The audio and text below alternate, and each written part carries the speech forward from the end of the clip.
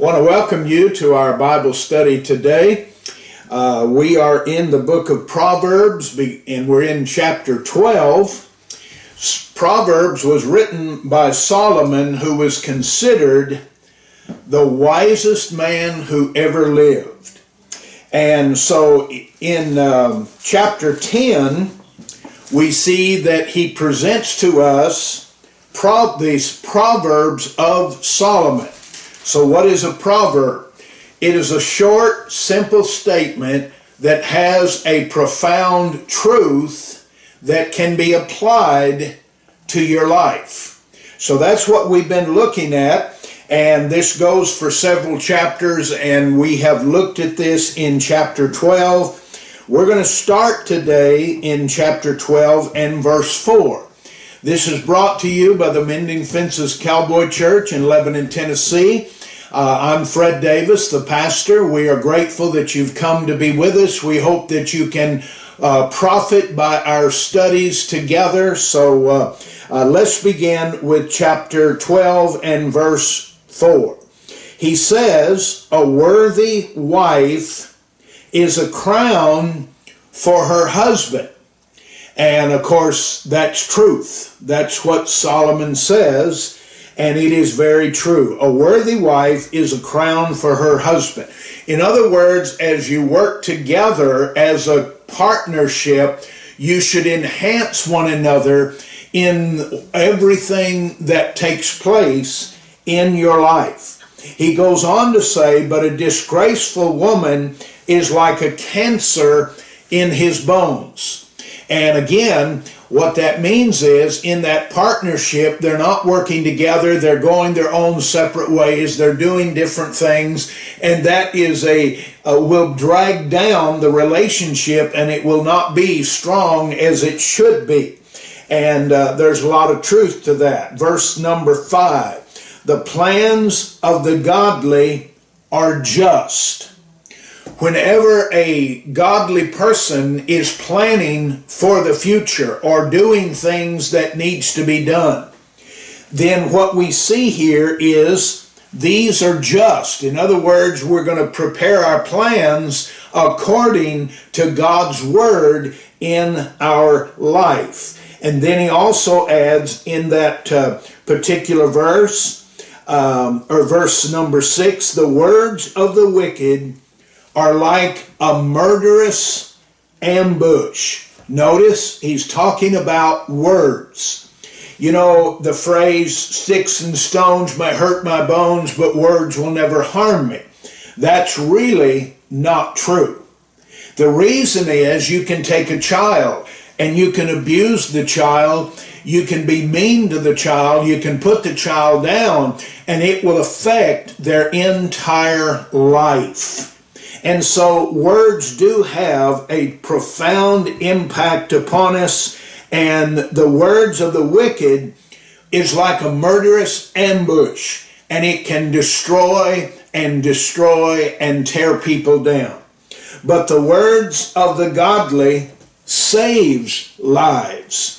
If a person has a right relationship with the Lord, and we're a Christian, and we come into fellowship with another person, we can use our words to help them find salvation.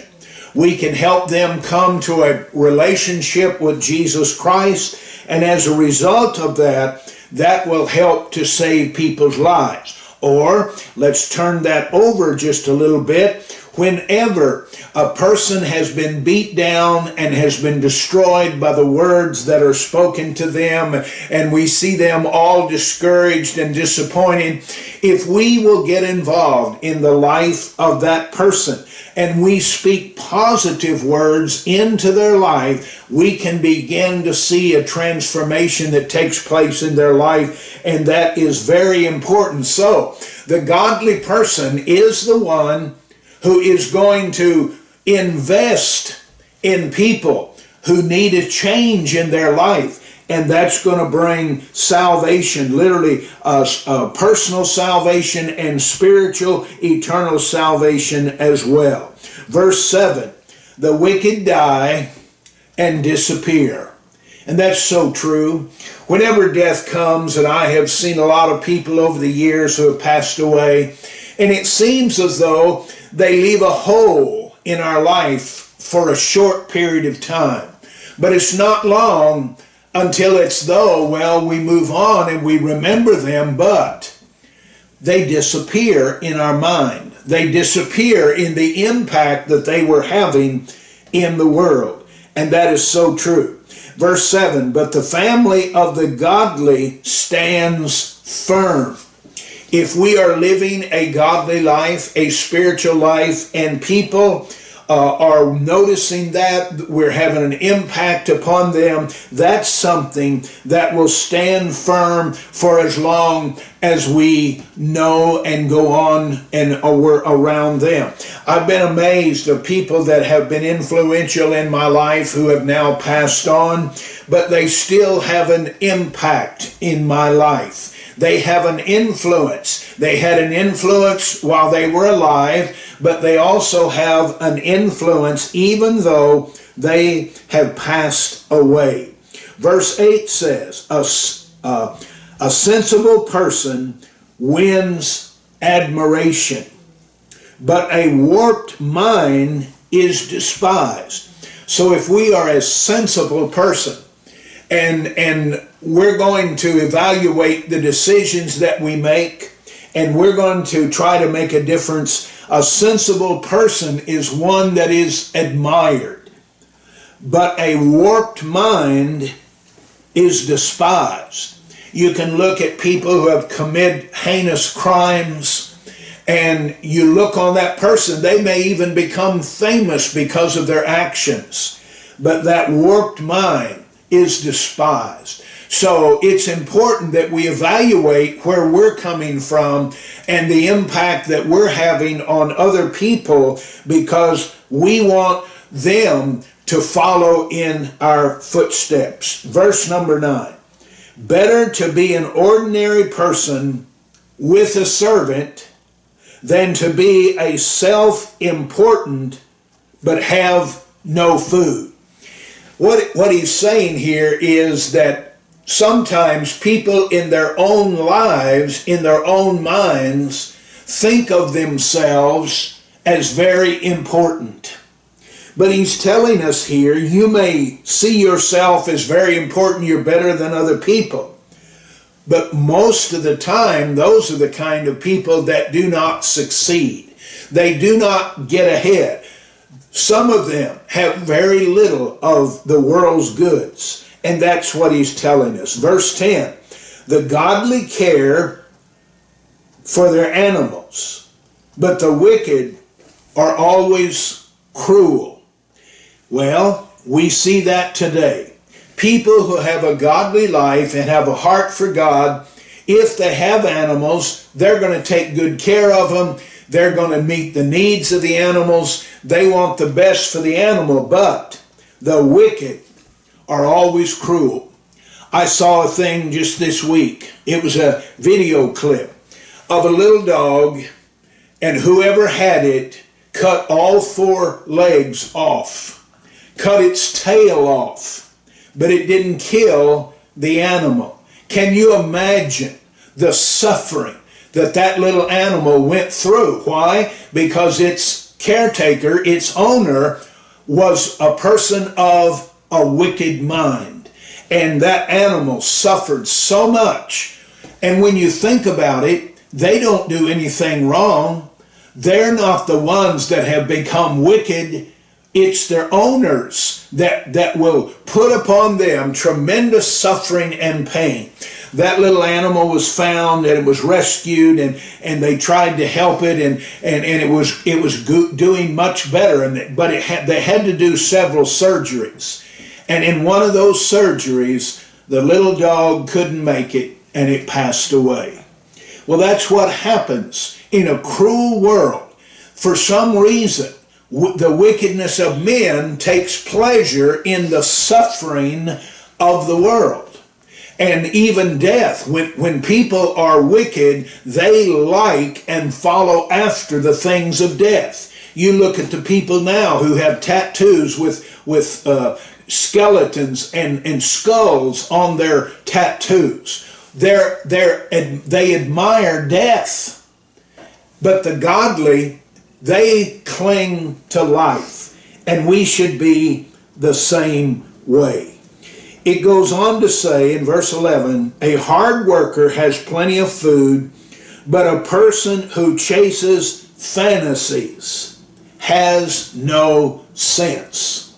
And it's so easy for us to look around, and all kinds of get-rich schemes are out there. You see them every day, and we can follow after that, but most of the time it goes to nothing. In other words, you cannot get ahead by doing that. And that's where people are today. That's why gambling has become such an addiction in the lives of people. They're wanting to get rich by simply doing nothing, or putting a few coins in a machine and hoping that from that they will become wealthy. And so people become infatuated with that, to the point some people become addicted, and they will spend every penny they have with the hopes in their minds that they are going to become wealthy. And it just does not work. Verse 12, thieves are jealous of each other's loot. Think about that. You see the old Western movies, and maybe they rob a stagecoach or something. They split up the money, and one of them will end up with a little more than the other, and they become jealous of each other, and they oftentimes kill each other because they want the other person's loot. Or you've seen the scenario where they've robbed a bank or something like that, and so one of the robbers will kill another robber in order to have all the loot because he does not want to share with another person. Well, you see, that comes to nothing. And that is the destruction of people who are trying to get rich, become wealthy with that, and that it becomes very easy to do. So thieves are jealous of each other's loot. Listen to this. But the godly are well rooted and bear their own fruit. In other words, what he's saying, a godly person that works for a living, he may never get rich, but he can pay his bills. He can meet the needs of the family. And therefore, he can contribute to the family and to society. But there's a consistency. People will work 30, 40, sometimes 50 years in a job. They never become wealthy, but as a result of that, they're able to provide for themselves and their family. And that's very important. Then in verse 13, the wicked are trapped by their own words. You know, when people lie to one another, once you tell a lie, you have to keep telling lies to cover the first lie that you told. So it's a never-ending cycle. And so he's saying to us here in this verse, the wicked are trapped by their own words. And it's true. But the godly escapes such trouble. If we would just be honest with ourselves and with each other, then we can maintain a sensible life that will be an asset to the world. But when we try to use our words to get rich or other objectives, then it's a cycle that we cannot stop. We have to keep it up.